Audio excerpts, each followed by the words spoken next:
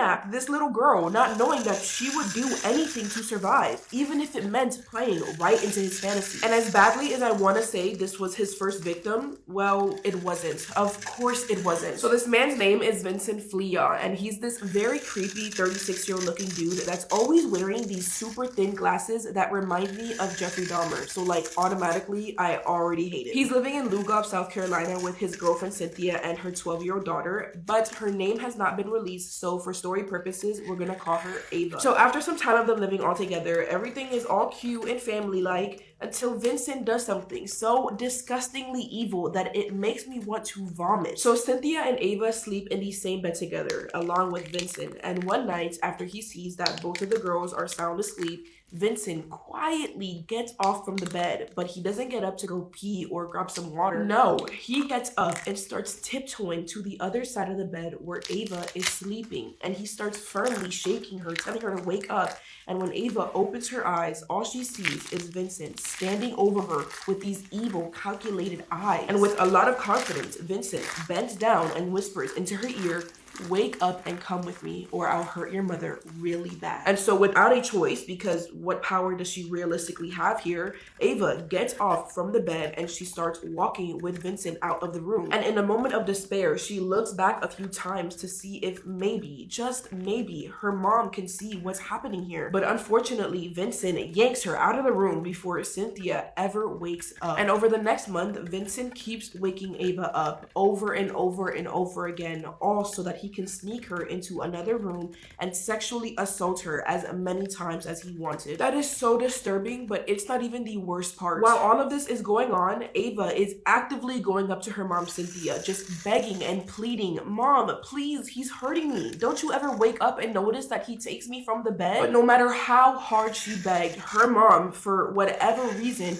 never did anything about it. She just kept her mouth shut and let it keep happening. And honestly, I would love to know why she chose to be such a horrible mom. Like, if my daughter came up to me saying that a man was hurting her, best believe that nobody else will come first. And so out of pure desperation, Ava decided to take matters into her own hands and talk to the school counselor and just tell them everything that's been going on. And within days, the school filed a police report and a warrant to go out and arrest Vincent. But there is one problem. They couldn't find him anywhere. For almost a whole year, Vincent went completely MIA. Like, investigators searched the house, they searched the land, they put up flyers, they talked to neighbors, but nobody knew where he was, except for two people, his mom and Cynthia. Because what police didn't know was that before any of this happened, Vincent had been digging an entire tunnel system underneath his house and far into the woods that led to multiple makeshift underground bunkers that he supplied with food, weapons, a bed, even handcuffs. And the day police went to arrest him, he told Cynthia,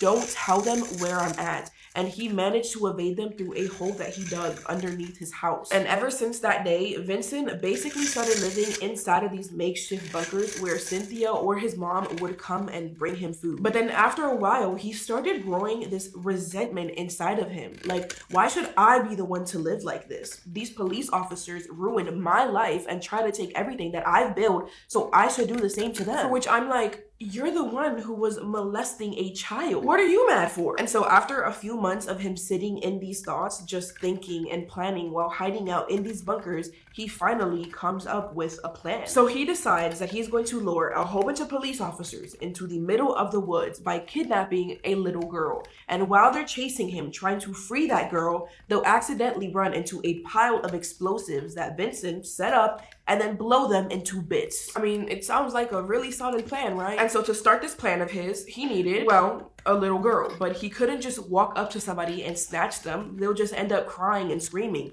And that's not something that he wanted to deal with. He needs this to be as smooth as possible. So what does he do? He pretends to be a police officer. So he goes out of his way to create a fake police uniform with the raggedy clothes that he's got left, and even going as far as making the police badge with some leftover cloth. And so for a few months, he would sneak to the edge of the woods near the residential areas and just stalk whatever children would walk by nearby without any adults. And he'd do this with the intention of memorizing what child is alone on an everyday basis. So that way when he goes up to them, he knows nobody will come looking for them. And luckily for him, there was one little girl in particular that caught his attention. Her name is Elizabeth Schauf, and she's about 14 years old. And every day after school, she would get off of her bus alone, walk down the street that was right next to the woods. But as she's walking, this strange man suddenly jumps out in front of her dressed in camouflage pants and a green shirt. And so with a mix of curiosity and fear, she probably asks him, hi, can I help you with something? And that's when Vincent whips out his very official sheriff badge and tells her, sweetheart, you are under arrest. Your parents have been illegally growing marijuana in their backyard. So I gotta bring you into custody, and I've already got your brother. So please kindly come with me. And with a really confused face, Elizabeth's like, wait, they're growing what? And you have my brother? Now for context, Elizabeth is really protective of her little brother. And the fact that this officer knows that she has a younger sibling must mean that he's legit. So she tells him, okay, I mean, what can I do? But before she could even finish her sentence, Vincent immediately handcuffs Elizabeth, and she's like, okay, this is odd. But given the situation, she can kind of understand why she's being cuffed, but what he does next made her completely second guess ever letting this man near her. Because now that he's got both of her hands restrained, Vincent grabs a rope from his pocket and he ties it around her neck, but dangling from the rope is a small box. And he tells Elizabeth, if you do anything to try to run, this box will explode. By this point, Elizabeth knows that something is not right. Like, this man cannot be a police officer. There's no way that this is allowed. But unfortunately, it's too late to undo anything. And that's when Vincent pushes her off of the road and into the thick woods,